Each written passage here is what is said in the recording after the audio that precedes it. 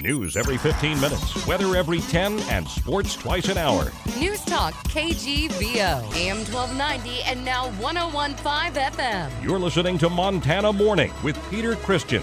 Good morning, this is John King filling in for Peter Christian while he takes some vacation to visit his daughter. Hope he had a great time. He should be back tomorrow morning just in time for the Paul McCartney tour. We're going to be bringing you the news, of course, and there's been a lot of fires over the weekend, probably part of the cause for these hazy skies in the air right now. It's 62 degrees out there. The News Talk time is 6:32, and your newscast is brought to you by Dr. Toy Doxy and the friendly team at Chiropractic Works, dedicated to chiropractic solutions to target your unique needs. Call 728-0222 for your appointment. It was a busy weekend for the Lolo National Forest, which dealt with over 23 fire starts that popped up as the thunderstorms rolled in. The Plains, Thompson Falls, and Superior Ranger districts responded to 18 new lightning-started fires and 2 human-caused started fires on Saturday alone. There have been no structures threatened by any of these fires, but the Plains, Thompson Falls fires were producing smoke that was visible from Thompson Falls to motorists traveling on Highway 200. The 9-Mile Ranger District had 2 fires which grew to less than 1 acre and are now fully contained. The Seeley Ranger District had 1 fire that is now in patrol status, and the Missoula Ranger District dealt with the Howard Creek fire, which grew to 12 acres before being contained by firefighters. A closure remains in effect for this fire for public safety and includes the closure of Wagon Mountain Road. Paige Pavlone from the Missoula County Sheriff's Department says a rash of vehicle break-ins have been popping up in certain areas of Missoula. Last week, we had a slew of vehicle break-ins out of Elmar Estates, West Missoula, on Mullen Road. Sounds like several residents were hit, and their vehicles were entered. The vehicles were unlocked and then rifled through. So whoever got into the cars went looking through personal information in the glove box, and nothing was stolen in those cases. But we also had a second slew of vehicle break-ins out at Bonner across from the mill. The key to stopping these break-ins? The public needs to report. If somebody's had a vehicle broken into, absolutely call 911. It's perfectly acceptable. It doesn't have to be for an emergency to call 911. That's the launching point for investigations to begin. Law enforcement won't become privy to this information if we don't start at the launching point of 911. If people call in and report that there's either suspicious activity, their vehicle was broken into, or their vehicle was broken into and items were stolen, all of those are qualifiers to call 911. Pavlone says a call can be placed to 911 even if nothing is stolen. A 27-year-old Kentucky woman died after being ejected from a vehicle that rolled after the driver became distracted by deer on the side of the road. The Montana Highway Patrol says the woman from Moorhead, Kentucky, was not wearing her seatbelt during the crash that occurred at about 9 p.m. Saturday near Fort Peck. Police say that the woman was riding in a minivan being driven by a St. Marie woman on Highway 24 when the vehicle drifted off of the shoulder. Police say the driver overcorrected and the vehicle crossed both lanes and rolled when it hit the opposite ditch. The woman from Kentucky was pronounced dead at the scene. The driver, who was wearing her seatbelt, was hospitalized in Glasgow. Names have not been released. A 48-year-old Browning man died and 3 others sustained injuries in another crash, this one involving 2 vehicles north of Browning.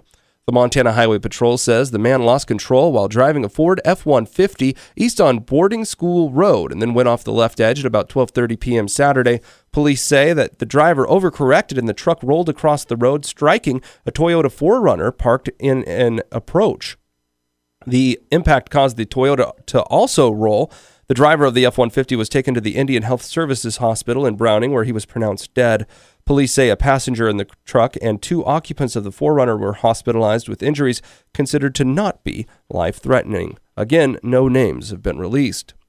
Montana Secretary of State Linda McAuliffe says that her office is providing funds for a satellite voting office that will open up on the Blackfeet Indian Reservation in the weeks leading up to the November elections. Glacier County has worked with the tribes and with our office, and they're opening a satellite office the 30 days before the election. So 2 days a week they'll be offering voter registration and absentee ballots. The 3 counties settled their lawsuit at the beginning of the summer. This county has just decided to open satellite offices, and we're in preliminary discussions with other counties to open those offices too. McCulloch was mum on which other counties were considering opening satellite offices. Last June, the state faced a federal lawsuit about voter access that requested that offices on the Crow, Northern Cheyenne, and Fort Belknap reservations be opened. McCulloch does not know if the satellite offices would be coming back for future elections and said that many of the decisions are up to the counties themselves. Montana's U.S. House candidates claim to offer all of the above solutions when it comes to the nation's energy problems, but differences in the details show a wide divide. Republican Ryan Zinke is a fossil fuels advocate who released his plan last week. Democrat John Lewis touts the potential for renewable energy that he says could transform the state's energy sector over the long term. Zinke says he has doubts about humanity's role in climate change and is looking to oil and gas and coal to address energy needs. Lewis says Montanans can see the effects of climate change in drought and wildfires. He wants to invest in expanding wind power and plant-based fuels. The candidates' dueling visions could play a significant role in November as voters seek distinctions in the contest for the state's only House seat. Finally, Montana State Legislator Daniel Zolnikov was ecstatic when he was named in Forbes magazine's top 30 under 30 list earlier this year. Yeah, back in January I made the Forbes 30 under 30 in the lawn policy category. I think the only Montana to make it. Most people are LA, New York. So it was quite the feat and achievement. Despite the nomination, though, Zolnikov says he'll be missing out on the 30 under 30 summit. It is quite the expense to attend for 3 or 4 days. Plane tickets, travel, hotel, accommodations, everything. Even though it's a great event and networking function, it's just not in my financial range to attend. Here's the best thing. I think I am probably the poorest person to have ever made it into Forbes, and I'm actually really proud of that. Zolnikov got the nod after successfully guiding a unique cell phone privacy bill through the state legislature. This all happened before news about the Edward Snowden leaks began to focus the nation's attention on privacy. Time for weather. Weather brought to you by Big Sky Kubota. Think orange for tractors, mowers, excavators, and RTVs. Big Sky Kubota, just 3 miles west of the airport on Highway 10, or visit them online at BigSkyKubota.com. 62 degrees outside. Here's Brooke Foster. News Talk, KGVO. Missoula's official weather station. Partly to mostly sunny skies and hazy today in the Missoula Valley. Temperatures will top out in the upper 80s and low 90s. Showers and thunderstorms are possible this afternoon. We'll keep that threat of thunder in the forecast on Tuesday. I'm meteorologist Brooke Foster for KECI 13.